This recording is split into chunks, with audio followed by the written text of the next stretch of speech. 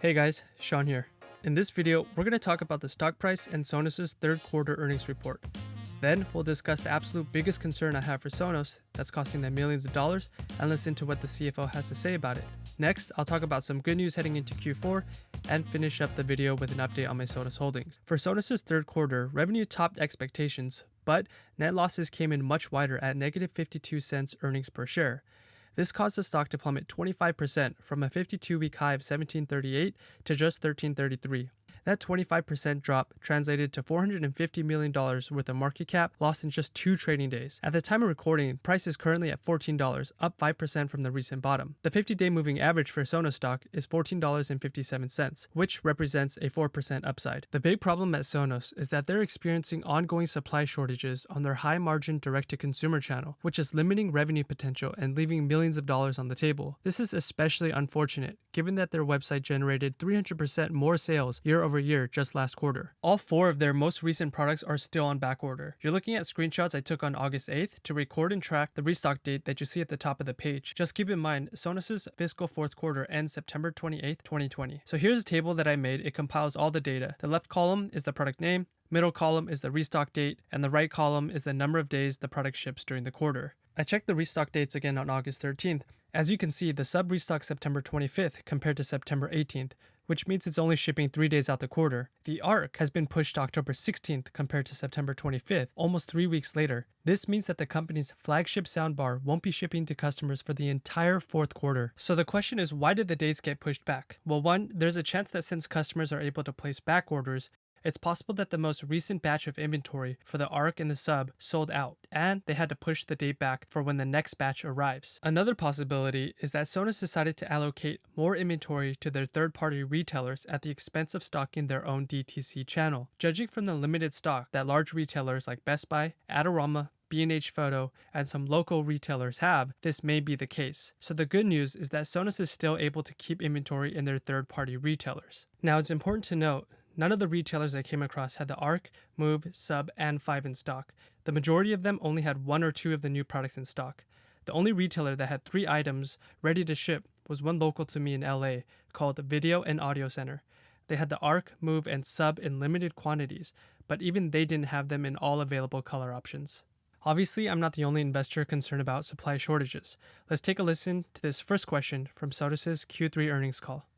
And your next question is from the line of Rob Hall with Goldman Sachs. Please go ahead. Yeah, thanks for the question. I just wanted to start by asking what the supply shortage impact might have been on the revenues in the quarter. You guys said you're going to catch up in the next quarter, but just curious how big a drag on revenues you think that was? Yeah, absolutely. So from a supply standpoint, I would say that really it was demand exceeding our supply chain capabilities and relative to our expectations for what we thought was going to happen in Q3. We haven't specifically quantified that in Q3 because we'll be fully caught up in Q4. That was Sonos' CFO, Brittany Bagley, responding to the question. She said they'd be fully caught up in Q4. Well, obviously, we know that's not going to happen since we just saw 4 out of 4 of their newest product releases are on backorder on their website. Also, she states that demand was exceeding their supply chain capabilities, which is very vague since supply chain is extremely large, so we aren't sure exactly what the problem is, who's accountable, and how and when it'll be fixed. She mentioned demand exceeded their expectations for what they thought was going to happen, which could be the truth or could mean that they need to improve their forecasting models. My guess is it's probably a bit of both. I guess too much demand is a good problem to have, but nonetheless, it's a problem that should be resolved quickly to limit lost revenue. Here's another question that stuck out to me. Your next question is from the line of John Babcock with Bank of America. Please go ahead. Hey, good afternoon, evening. I guess I just want to ask quickly on the demand and inventory side here. Ultimately, if demand does remain at currently strong levels, do you have any sense that it might be difficult to rebuild inventories? Any color you could kind of provide around that would be helpful. I think that we're planning to be back in stock in Q4. I think the challenge would be if, demand continues to outstrip our expectations, we'll continue to play catch up. But, as long as we're sort of forecasting it right for Q4, we are expecting to be back in stock. As an investor, Bagley's answer didn't really inspire much confidence. For example, when someone asks you a question that you're sure of the answer to, you don't reply with, I mean, I think. To me, it sounded like it came from a place of weakness. Of course, I'm just speculating. It could be a bit harsh. Maybe Bagley did truly think that they would be in stock, but I just wanted to share my thoughts with you guys. Alright, with the bad news out the way, let's take a look at some things that look positive for Sonos heading into Q4. The first piece is operational expense savings. OPEX this quarter was very high due to a one-time restructuring cost of $26 million.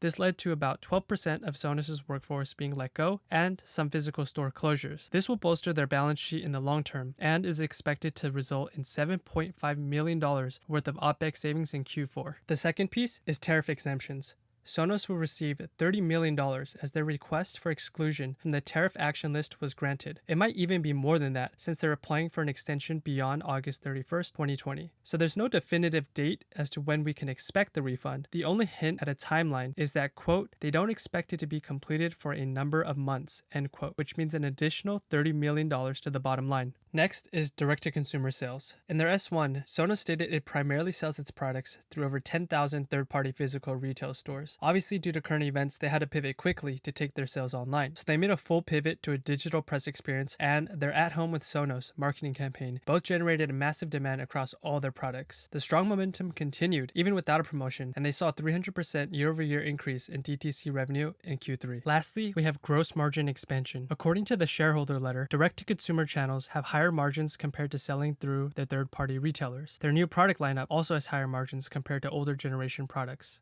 Including the effect of tariffs, Q3 gross margins stood at 44% and is expected to grow to 46.25% in Q4. After the Malaysian factory is fully ramped in the first half of next year, and as new products and DTC channels represent a larger percentage of their revenues, we'll likely see Sonos hit the 50% gross margin mark within the next couple of years. If you guys made it to the end of the video, thanks a lot for watching. In this last section, I'll be talking about my Sonos position. So as you can see, currently I'm at 742 shares with an average cost of $14.95. For comparison, in my previous video, I was at 582 shares with an average cost of $15.20.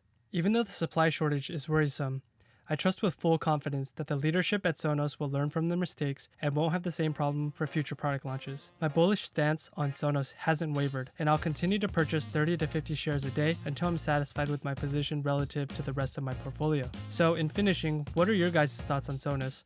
And are you buying, holding, or selling?